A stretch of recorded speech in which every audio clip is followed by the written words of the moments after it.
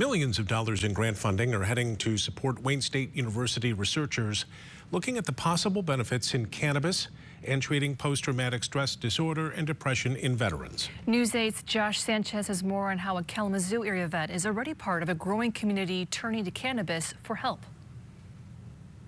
As part of the story, I spoke with multiple veterans who told me they have either added marijuana use to their treatment plan or as a substitute. Anders Swenson says it was his alternative after he says he didn't feel like himself on the medications prescribed by doctors.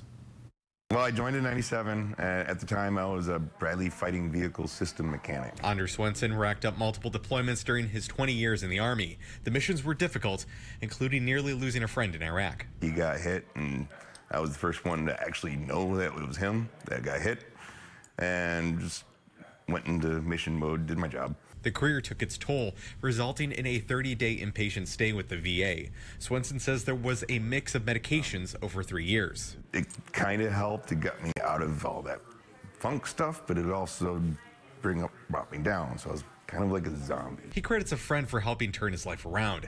Part of the change was leaving the medications for cannabis. His regiment, gummies to help sleep at night, and a vape pen to help during the day. I used to be a senior NCO, and I can turn the switch on if I need to, but I don't have to now.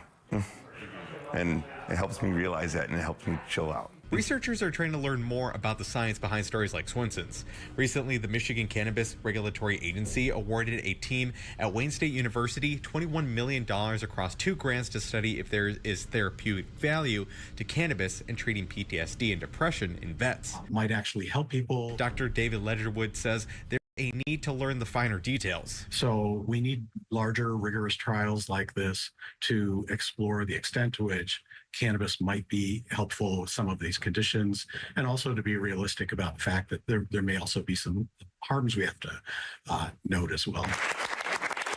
The 12-week treatment study comes as President Donald Trump issued an executive order in December that called for an increase in medical marijuana research and potentially rescheduling the drug in the Federal Controlled Substance Acts to a less restrictive grade. Ledgerwood says while the order can make things easier for researchers, there's still plenty of questions left on the table. For example, where do researchers get the cannabis from to do the research? We can't still get it from state vendors and so forth. So there's a few things still to be worked out. Now, while this study may focus on veterans, Ledgerwood says that generalized study findings can help shed light on who else can be helped through a similar study in other conditions. You can find out much more on the study's opening stages at warriorcare.net.